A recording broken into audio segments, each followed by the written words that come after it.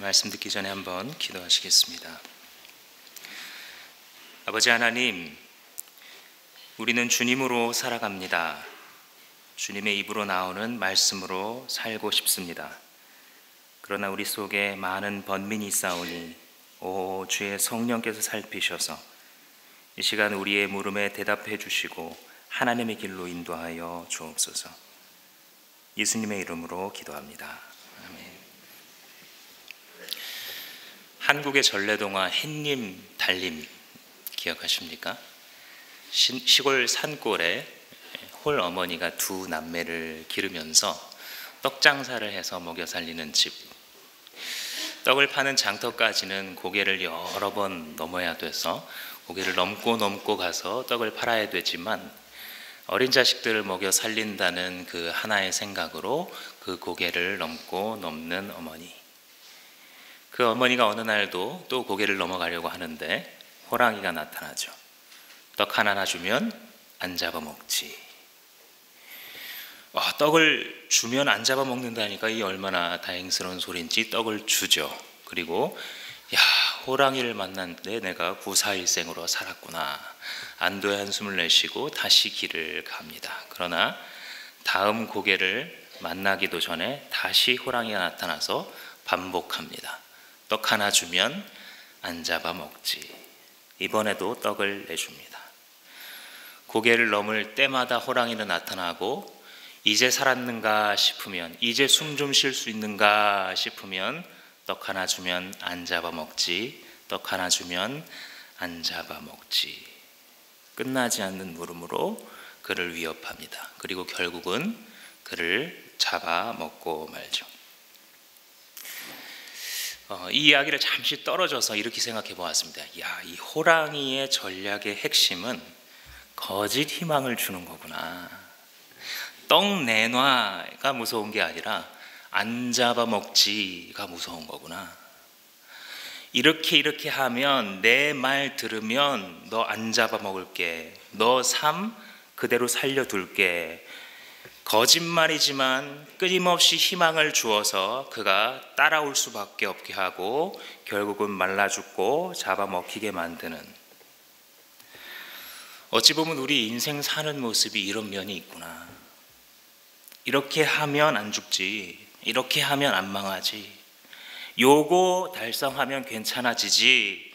끊임없이 말을 듣고 그 말 따라 살아가다가 서서히 말라가는 것 같은 그런 인생. 그런데 결국 세상은 우리를 잡아먹습니다. 결국 욕망은 우리를 잡아먹습니다. 욕망은 우리가 죽는 날까지 우리를 놓아주지 않고 결국 우리가 잡아먹혀야 그 욕망이 끝이 납니다. 온 세상의 구조가 그러한 것 같습니다. 이것이 작동하는 원리는 무엇이냐면 거짓 희망입니다. 이렇게 하면 괜찮아져. 이것이 좀 풀리면 나아질 수 있어. 이게 성공하면, 이 일만 잘 성사되면, 요 위기만 넘기면, 요거 하기 따기만 하면, 이거 거래 성사되면, 우리 남편 요것만 좀 고쳐지면, 우리 자식 요것만 좀 잘하면 안정되게 성공하고 살 수 있다. 거짓 희망이죠. 거짓 희망과 짝을 이루어서 나오는 것인데 이것은 거짓 공포입니다. 이거 안 하면 죽어. 이거 안 되면 거짓 꼴을 못 면해. 이거 안 되면 너 인생 행복하지 않아. 너 이거 없는데도 행복할 수 있어? 다른 사람들 다 있는 것 같은데. 오늘 우리에게 하나님께서 주신 본문은 이 거짓 희망, 그 배후에 무엇이 있는지를 보여줍니다. 거짓 희망, 베일 뒤에 서서 끊임없이 목소리를 내고 있는 존재가 누구인지 우리에게 정확히 보여줍니다. 이 목소리는 바로 거짓의 아비 마귀의 소리입니다. 마귀는 사람들이 신화적으로 상상하면서 세상에 존재하는 온갖 부조리와 악을 하나의 인격화한 존재가 아닙니다. 성경에서는 분명하게 마귀가 존재하고 어두움의 영들이 끊임없이 우리에게 다가와 목소리를 낸다는 사실을 구약에서부터 신약 끝까지, 그리고 결국은 하나님께서 그 세력을 지옥에 던져 멸하신다고 가르치고 있습니다. 이 거짓 희망을 던지는 자, 그의 목적은 우리를 속이고 멸망시키는 것입니다. 뱀의 독은 입에 있는 것처럼 이 사단의 독도 그의 입에 있는 것입니다. 그러므로 오늘 우리가 이 하나님이 주신 본문 말씀을 살펴보면서 꼭 던져야 되는 질문이 있습니다.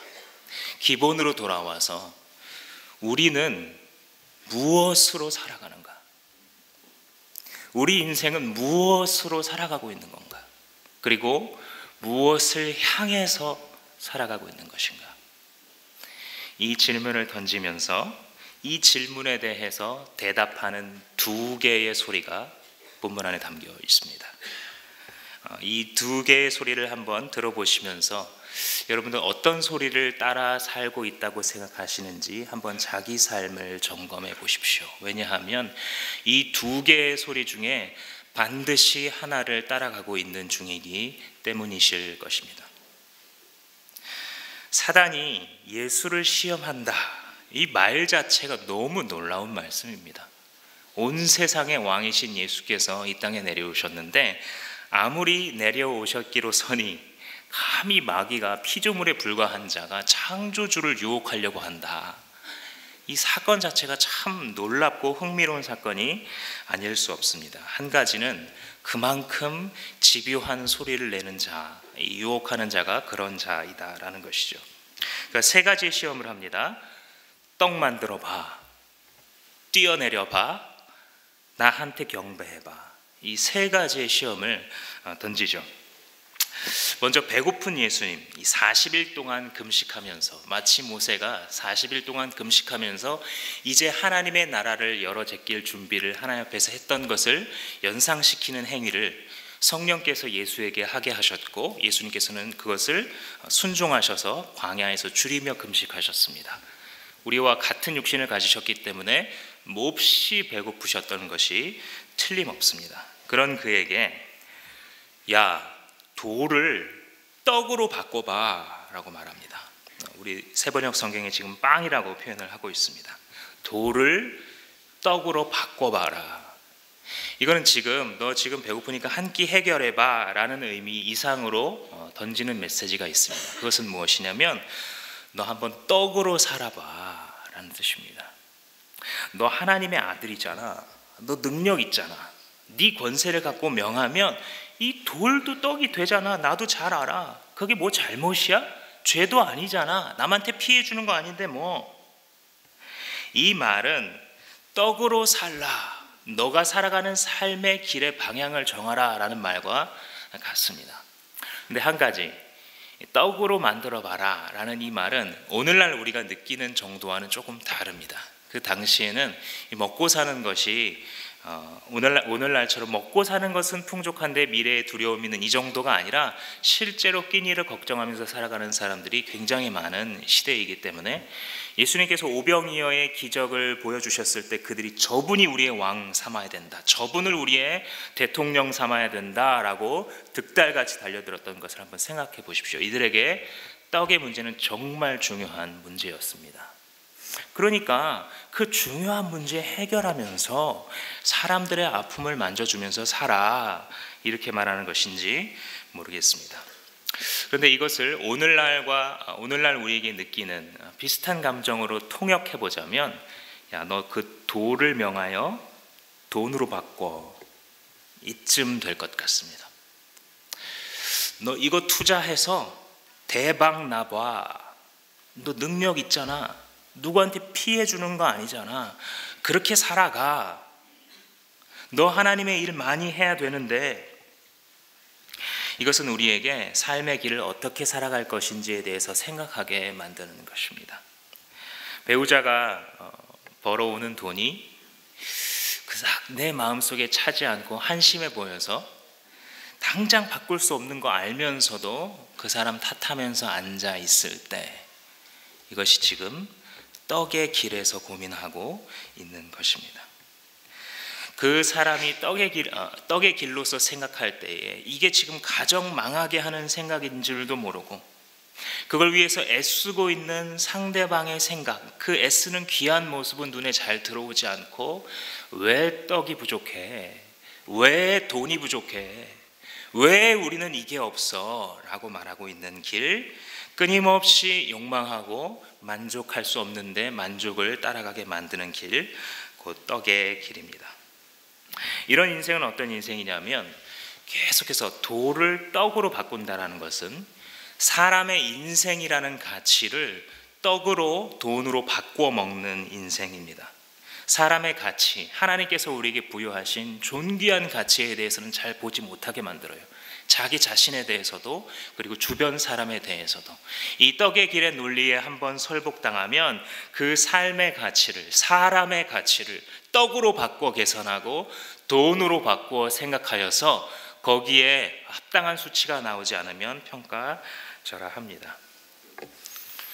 아니, 정 목사님, 인생 아직 좀 덜 살아보셨나 본데 인생 뭐 있습니까? 결국 돈이 띠다. 결국 돈 없으면 괄시당하고 돈 있으면 어디 가나 대접받고. 아니 뭐 솔직히 말해서 교회는 안 그렇습니까? 돈 있으면 대접받고 힘있고 어깨에 힘들어 가잖아요. 돈 있으면 어깨 펴고 살 수 있고 돈 없으면 주눅 들어 살아가는데, 그리고 그렇게 말할 뿐만 아니라 실제로도 그렇게 느끼고 실제로도 그렇게 주눅 들어 혹은 과시하며 살아갑니다. 이게 무슨 인생이라고요? 인생을, 삶을 떡으로 바꾼 인생입니다. 이렇게 생각하고 있는 당신은 지금 떡에, 돈에 중독되어 있는 것입니다. 그리고 그렇게 돌아가고 있는 교회는 복음을 떡으로 바꾼 교회입니다. 복음을 돈으로 바꿔 먹은 교회입니다. 그런 인생과 그런 교회에는 아무것도 남지 않을 것입니다. 그런 인생은 돌 위에 돌 하나도 남지 않을 것입니다. 주의 심판대 앞에서.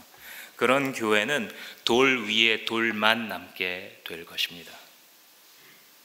예수님께서 지금 듣고 있는 이 소리, 떡으로 바꿔라, 사람은 떡으로 살아간다 라고 하는 이 소리는 바로 사단의 소리입니다. 인생은 돈이다, 이 소리는 사단의 목소리입니다. 두 번째 시험에서 한번 뛰자, 야 우리 한번 성전에서 뛰자, 그럼 다 돼, 이렇게 지금 설득을 하고 있는데, 그 이유는 무엇이냐면 성전이 중요한 곳이기 때문이에요. 높은 곳에서 뛰어내리면 주의 천사가 너를 지키리라, 이렇게 말씀을 가지고 공격합니다. 사단이. 그럴 수 있나요? 그럴 수 있습니다. 사탄도 광명의 천사로 자기를 가장한다 그랬죠. 얼마든지 은혜로운 하나님의 말씀을 문맥 맞지 않게 사용해서 사람들의 욕망을 긁어주는 방식으로 사단은 목소리를 낼 수 있습니다. 자기 자신을 통해, 또한 지도자들을 통해 그렇게 합니다. 그런데 단순히 뛰어내려서 이것을 지키는 이적을 보여주는 정도가 아니라 성전이라는 곳이 당시 사람들에게 어떤 의미를 갖는가. 여러분, 예루살렘 성전을 생각해 보시면 당시 헤롯이 복원한 그 성전은 먼저 제사장들이 이 제사를 드릴 수 있는 제사장들의 뜰이 있습니다. 그 제사장들의 뜰 안에 성소와 지성소가 들어있죠. 그리고 그 제사장의 뜰에는 일반 백성들은 들어가지 못하고 제사장만 들어갈 수 있습니다. 근데 그 바깥을 둘러싸고 있는 것은 유대인의 뜰입니다. 여기는 유대인 남자만 들어올 수 있습니다. 그리고 그 뜰 바깥에는 여인의 뜰이 있어서 유대인 여자까지 들어올 수 있습니다. 그리고 그 바깥에는 이방인의 뜰이 있어서 온갖 사람들이 다 들어올 수 있는, 한마디로 광장 같은 역할을 하는 것입니다. 광화문의 역할을 하는 것이죠. 청와대 앞에 역할을 하고 있는 것이에요. 거기서 뛰어내리면 홍보 효과는 극대화됩니다. 야, 아무개라는 사람이 뛰어내렸는데 천사가 발을 잡았는지 죽지 않더라 라는 소문은 당시 시대에 금방 퍼졌을 것입니다. 예수님의 이름은 순식간에 그 동네 모든 사람들에게 알려졌을 것이고 많은 사람들이 그를 따라왔을 것입니다. 야, 봐라, 저 사람 메시아가 아니냐. 많은 사람이 예수님을 따른다, 합당합니다. 결론은 메시아가 이 땅에 오셨을 때에 그의 목소리를 듣기 원하는 많은 양들이 그를 따라가는 것은 맞는 결론이에요. 결과가 맞아요. 많은 사람들에게 알려지고 많은 사람들이 그를 추종하는 것, 결과만 보면 맞습니다. 실상 말라기 3장 1절의 메시아 예언을 보면 너희의 구하는 바 주가 갑자기 성전에 임하시리니 하고 메시아와 세례 요한에 대해서 그렇게 예언을 하고 있습니다. 그러니까 성전도 하나님의 성전이요, 말씀도 하나님의 말씀이요, 결과도 메시아를 따르는 추종인데 뭐가 문제가 있는가? 뭐가 문제가 있냐면 하나님의 방식이 아니라는 게 문제입니다. 거기까지 가는 게 하나님의 방식이 아니라는 데 문제가 있습니다. 마귀는 그 점을 짚어서 예수에게 선택을 강요하고 있는 것입니다. 무슨 선택입니까? 그냥 내 식대로 해. 하나님? 다 알잖아. 그거 아닌 거. 네 식대로 해. 그렇게 해서 일 안 되잖아. 네 방식대로 해. 네가 경험이 없어. 조직을 굴려본 능력이 없어. 네 방식대로 하고 헌금하면 되지. 하나님께 드리면 되지. 그게 뭐 그렇게 중요해? 너무 깨끗한 물에는 물고기 못 사는 거 몰라? 내 방식대로, 내가 원하는 대로 선택하고 지르고 할 수 있는 것, 그것을 마귀는 우리의 마음 가운데 넣는 것입니다. 이 삶은 다른 말로 하자면 나를 향해서 끝없이 걸어가는 삶입니다. 이 여정에는 끝이 없습니다. 이 길에는 끝이 없습니다. 나를 향하여 걸어가는 길은 너무나 멀어요.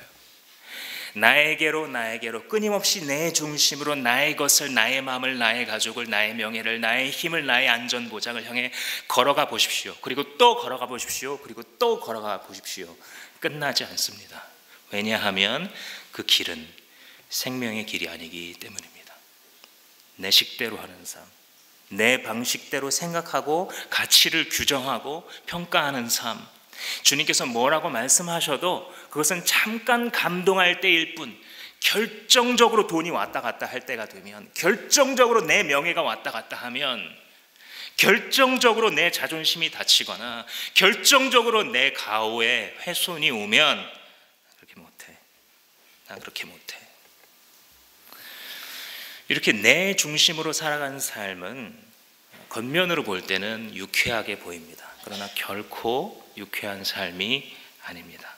왜냐하면 이룰 수 없는 것을 이루려고 하는 삶이기 때문입니다. 하나님을 향해 걸어갈 때에 만족이 있도록 지어진 자가 자기를 향해서 거꾸로 계속해서 걸어가고 있으니 그에게 어떻게 만족이 찾아올 수 있겠습니까? 교회 안에서도 마찬가지입니다. 우리가 신앙생활을 하고 어떤 의미 있는 일을 하고자 우리가 다 모였고 그런 일들을 수고하고 계신 분들이 참 우리 교회도 많습니다. 그러나 다시 한번 생각하십시오. 성전에도 마귀는 있습니다. 아니, 마귀가 예수를 데려다가 성전에 세우는 꼴을 지켜보십시오. 이 마귀가 자기의 때가 얼마 남지 않은 것을 알고 자기의 목적을 위해서 어느 일까지 할 수 있는지 보십시오.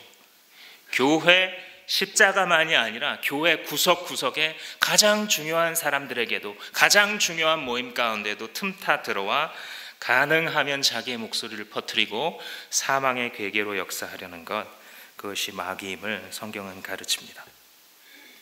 따라서 우리가 지금 하나님을 위해서 하고 있다는 일도 다시 점검할 필요가 있습니다. 출발도 하나님이었고 결국 결과와 목적도 하나님인 걸 분명히 나도 알고 다른 사람들도 공감해 주고 있지만, 그러나 지금 현재 주의 뜻을 이루려고 걸어가고 있는 게 아니라 내 식이 통하게 하기 위해서, 내가 주장한 의견이 받아들여지기 위해서, 내가 선택하고 내 방식대로 맞다고 하는 일이 관철되는 것이 너무 중요해서 그것이 이루어지지 않으면 내 만족이 없고 신앙생활에 기쁨이 없지는 않은지 점검해 보십시오. 만약에 내 식대로 내 뜻을 이루는 삶을 살아가게 되면 사실 하나님도 그때부터는 나를 위해 존재하시는 그런 현상이 우리에게 일어납니다. 한 신학자가 말하기를 교회 안에는 믿음의 힘으로 하나님의 주님이 되려는 하는 자들이 있다라고 말합니다.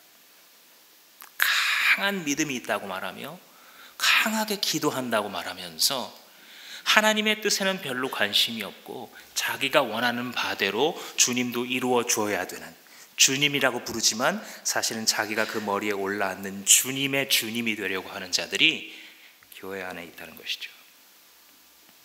하나님께서 특정한 일을 행하도록 지시하면서 자기가 주인 노릇하려고 하는 자, 그는 사단의 음성을 듣고 있는 자입니다. 예수 그리스도를 향한 하나님의 뜻은 결코 그런 쇼를 통해서 단번에 사람들을 모으는 것이 아니었습니다.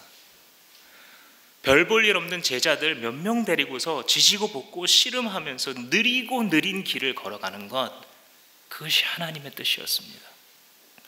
당장 영광을 얻고 승리를 하고 단번에 성공하는 길이 아니라 그 지리한 십자가와 고난의 길을 걸어간 후에야 부활의 영광을 주는 것이 바로 하나님의 뜻이고 하나님의 방식입니다. 따라서 여러분, 다시 한번 마음 가운데 메모해 두십시오. 내 뜻대로 되어야 한다. 사단의 소리입니다. 내 뜻대로 풀려야 내 인생 복되다. 사단의 목소리입니다.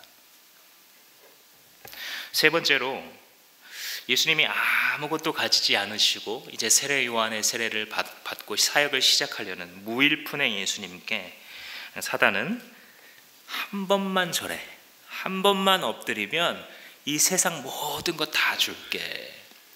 이 본문에 보시면 사단이 순식간에 예수를 데리고 매우 높은 산 위에 올라가서 세상 모든 영광을 다 보여줬다고 그래요. 매우 높은 산에 올라가서 세상을 다 볼 수 있는, 에베레스트 산 정도 됐을까? 잘 모르겠습니다. 실제로 어떤 일이 있었는지. 그런데 사단도 일정한 능력이 있어서 누구라도 혹할 만큼 세상 만국의 영화와 그 안에 있는 풍성해 보이는 모든 것들을 예수님께 지금 보여주면서 한번 자기에게 경배하면 이거 다 주겠다라고 약속하고 있는 것이죠. 사단이 만약에 여러분들에게 나타나서 지금 예배드리고 이제 돌아가는데 갑자기 운전해서 여러분들 가시는데 옆자리에 탁 나타납니다. 사단이. 누구야? 안녕, 나 사단이야. 그런데 나한테 경배해. 나를 찬양하라. 나를 경배하라. 그러면 속을 사람이 있을까요? 아무도 없죠. 사단이 나를 섬겨, 너 사탄 숭배자가 되어 봐봐, 이렇게 말하면 설득당하는 사람은 아무도 없어요. 사단은 사실 그 메시지를 하지 않아요. 예수님께 대해서 이렇게 말했을 뿐. 사단은 뭐라고 메시지를 우리에게 주느냐? 너 가져. 너 이거 가져. 너 다 가져. 넌 그럴 자격이 있어. 이거 다 누려. 다 가져. 근데 이게 뭐와 동급이에요? 나에게 경배해. 감이 오십니까? 내가 가지고 있는, 내가 지금 공중의 흑암에 권세 잡은 자로서 나에게 잠깐 주어져 있는 것들을 너한테 다 줄 테니까 가지고 또 가져. 요즘 가끔 성도님들과 대화하다 보면 우스갯소리를 하다가 요즘 쇼핑은 뭐 필요해서 사는 게 쇼핑이 아니다. 쇼핑이라는 것은 무엇이냐면 우리 집에 뭐가 없는지 좀 가르쳐줘 봐봐. 우리 집에 뭐가 없는지 좀 가르쳐주면 나도 그거 살 의향이 있어. 그게 뭔지는 모르겠는데 새롭고 신기하며 기술이 있고 조금 쌀 한 털만큼이라도 나를 편하게 해줄 수 있다면 나는 돈을 지불할 용의가 있어. 그러면서 새로운 거를 살 준비가 되어 있으면서 그것을 설득해 주기를 바라면서 하는 게 쇼핑이다. 그런 유의 말들을 좀 합니다. 이미 많이 있으면서도 가지고 또 가지고 더 가져야만 한다는 생각, 이것이 사단에게 절하는 것입니다. 이것이 이 속이는 자에게 절하고 있는 작은 순간들입니다. 사탄이 나타나서 그 앞에 내가 사탄을 믿습니다 하고 믿는 아주 극소수의 이 세상의 사탄 숭배자들만 사탄을 숭배하고 있는 것이 아니라 매일매일 작은 일상 속에서 주의 뜻이 아님에도 불구하고 내가 그것을 가지려고 노력하면서 쓰는 에너지와 시간과 그 모든 신경이 사실은 하나님을 향한 경배로 돌아가야 함에도 불구하고, 그래야 마땅함에도 불구하고 그렇게 하고 있는 순간 우리는 사단을 경배하고 있다라는 것입니다. 사탄은 결국 떡의 논리로 살아라, 그리고 이 모든 것을 네 식대로 하면서 다 누리고 살아라 라고 말하고 있습니다. 야, 결국 먹고 살자고 하는 일인데 먹고 사는 일에 이게 도움이 돼? 야, 결국 네가 잘 돼야지, 네가 안 되면 그게 뭐가 있어? 라고 하는 끝없는 불만족의 길, 끝없는 불안의 길, 끝없는 떡의 길로 우리를 초청하는 목소리, 마귀의 목소리입니다. 두 번째 목소리입니다. 이 목소리는 예수의 목소리입니다. 예수님께 사단이 지금 우리를 유혹하는 것과 똑같은 방식으로, 혹은 그보다 더 적나라한 방식으로 이 세 가지 시험을 합니다. 떡으로 살아. 야, 예수야, 네가 아무리 하나님의 아들이지만 떡으로 살아. 얼토당토하는 공격을 하죠. 예수님께서 대답하십니다. 싫어. 나 떡으로 살지 않을 거야. 나는 하나님으로 살 거야. 나는 하나님으로 살아야 돼. 하나님의 입으로 나오는 말씀으로 살도록 나는 부름받았어. 하나님으로 산다는 것, 하나님의 말씀으로 산다는 것은 결국 하나님으로 말미암아 살아간다는 것입니다. 그러니까 내 생명의 원천이 하나님이라는 거죠. 생명의 시작과 생명이 계속해서 유지되는, 생명이 있는 삶을 살아가는, 그것을 유지시켜주는 것이 바로 하나님이라는 것이죠. 그래서 하나님으로 살아간다. 요즘에는 집집마다 이 도시가스가 들어와 있어서 가스통으로 이렇게 가스불을 하시는 분들은 많지 않을 텐데, 이전에는 좀 더 많았었죠, 그런 집들이. 저도 어렸을 때 기억을 해보면 이 LPG 가스통에서 이 가스가 점점 나오면서 이 가스레인지나 이런 곳에서 이제 요리를 할 수 있는데, 가스가 다 떨어지고 나면 어떻게 되죠? 불이 퍽 하고 나가버리죠. 그리고 불이 꺼지죠. 이 불을 유지하는 그 연료, 그 원료인 가스가 다 없어져 버렸기 때문에 더 이상 불꽃이 나오지 않는 것처럼, 예수 그리스도께서는 지금 무슨 얘기를 하고 있냐면, 자기의 삶이, 자기의 생명이, 하나님 백성들의 참 생명을 살아가는 삶이 하나님으로부터 시작되고 하나님으로 말미암아 공급되며 하나님으로 말미암아 유지될 수 있다라고 말하는 것입니다. 그래서 싫어, 나 떡으로만 살 수 없어, 하나님으로 살 거야 라고 말하는 것입니다. 그러니까 인간이, 하나님께서 존귀한 자기의 형상으로 지은 인간이 정말 인간다운 삶을 사는 것은 오직 하나님으로부터 말미암는다는 것을 믿으시기 바랍니다.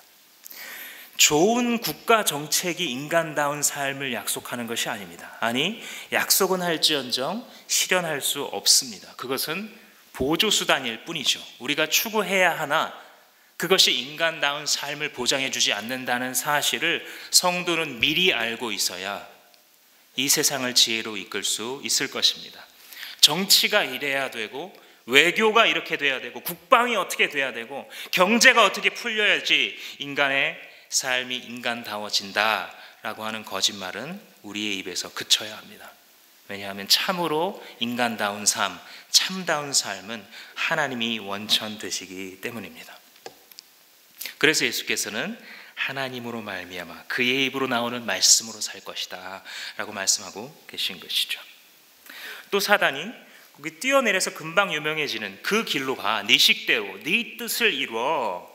그러자 예수님의 대답은 싫어, 하나님의 뜻 이룰 거야, 하나님의 식대로 할 거야, 하나님께서 부르신 방식을 나는 지킬 거야 라고 말씀하십니다.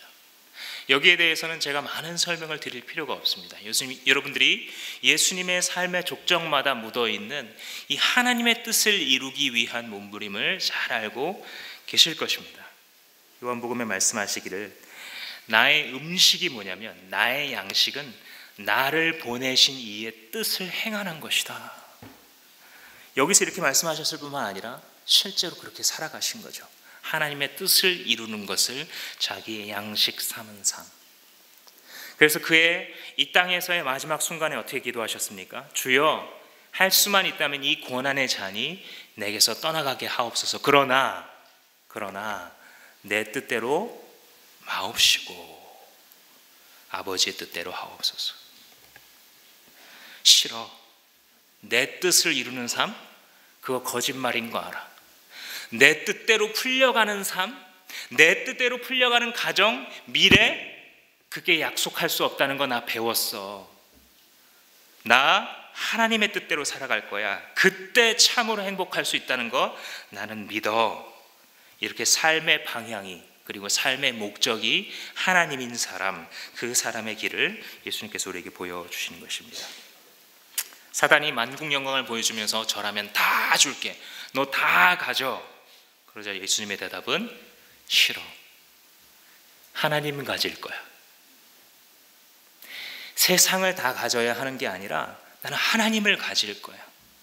하나님을 주인으로 모시는 게 세상을 다 가지는 것보다 더 좋아. 아니, 하나님 안에 모든 세상이 있어.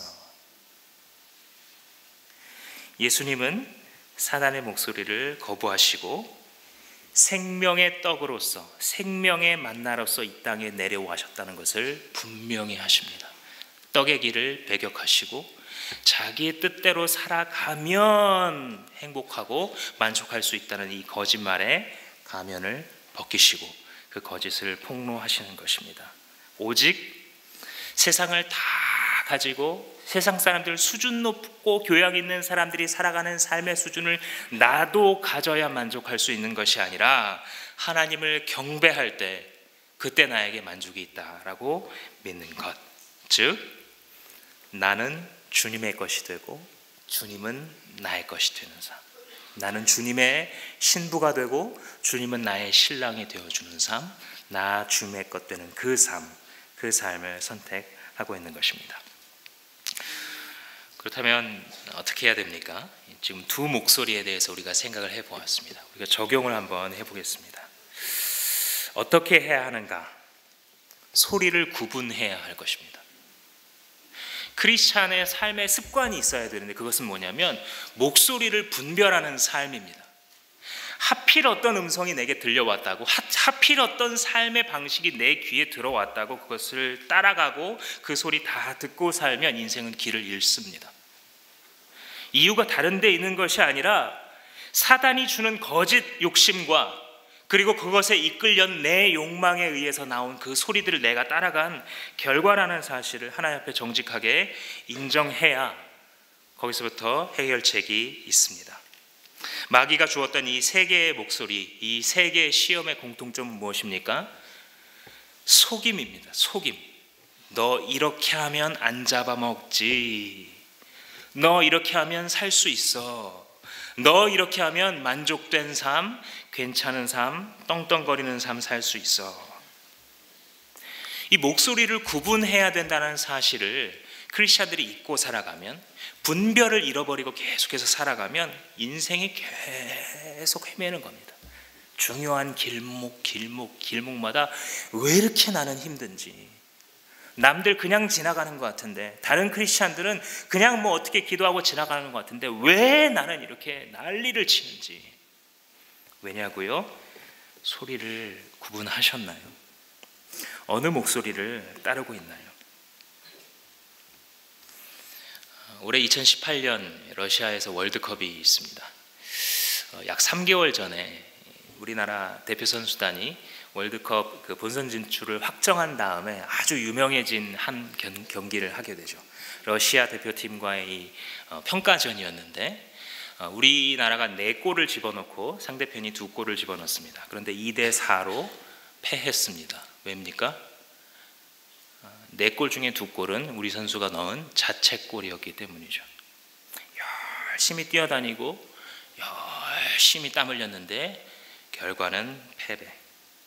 열심히 뛰었는데 자책골 넣어서 허망한 결과를 낳는, 우리의 인생이 열심히 살아갔는데 어딘가로 열심히 뛰긴 뛰었는데 정말 노력을 기울였는데 허망하게 자기를 망가뜨리는 인생, 이 인생은 하나님의 손에 붙들려 있지 않은 인생입니다. 교회를 나온다 할지라도 예수 그리스도의 음성을 분별해서 따라가고자 살지 않았을 때 있는 그러한 결과인 것입니다. 그러므로 소리를 구분할 때 우리는 이 질문을 물어야 할 것입니다. 이 목적이 무엇인가? 지금 나에게 들려온 이 선택에 대한 이 목소리가 나를 위함인가, 떡을 위함인가, 아니면 하나님을 위함인가? 이게 기준이 되어야 됩니다. 지금 이게 목적이, 이 동기가 떡인가 하나님인가? 우리는 계속해서 질문해야 합니다. 이것이 나인가 하나님인가? 계속해서 질문해야 할 것입니다.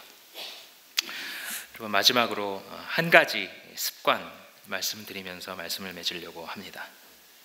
예수님께서 결국은 사단아 물러가라 하면서 이 본문 말씀의 끝을 내고 계시는데, 이것은 예수님께서 떡의 길을 꾸짖으시는 장면인 것입니다. 예수님께서 자기가 십자가에 죽고 부활할 것을 얘기하자 베드로가 막 말리죠. 막 말리니까 예수님 베드로에게 사단아 내 뒤로 물러가라. 네가 하나님의 일을 생각하지 않고 사람의 일만 도리어 생각하는구나 라고 하면서 물리치시는데, 이게 뭡니까? 소리를 구분하는 거예요. 바로 자기의 애제자가 말하는데도 불구하고 이것이 떡인가 하나님인가, 나인가 하나님인가를 분간해내서 말씀하시는 것입니다. 사랑하는 성도 여러분, 마귀가 당신에게 하고 있는 소리가 구분되십니까? 지금 이 순간 새 벽두를 2주째 지나가고 있는 이 시점에서 무엇으로 당신에게 시험하고 있다고 생각하십니까? 이거 한번 해봐, 저거 한번 해봐 라고 말하고 있는 것. 여러분들 일주일간 이것을 한번 묵상해 보시면서 목장에서 나눠보셨으면 좋겠습니다. 아, 이거 사단의 소리였구나. 제가 생각해 봤더니 이게 하나님의 음성이 아니라 이게 사단의 소리인 걸 제가 발견했어요. 목원 여러분, 제가 이게 예수님의 소리였다는 것을 드디어 깨달았어요. 이 점들을 한번 또 나눠보시고 묵상해 보셨으면 좋겠습니다. 주께서 여러분들에게 말씀하십니다. 나로 말미암아 살아라. 나를 향해 살아라. 이 시간 다 같이 한번 자리에서 일어나셔서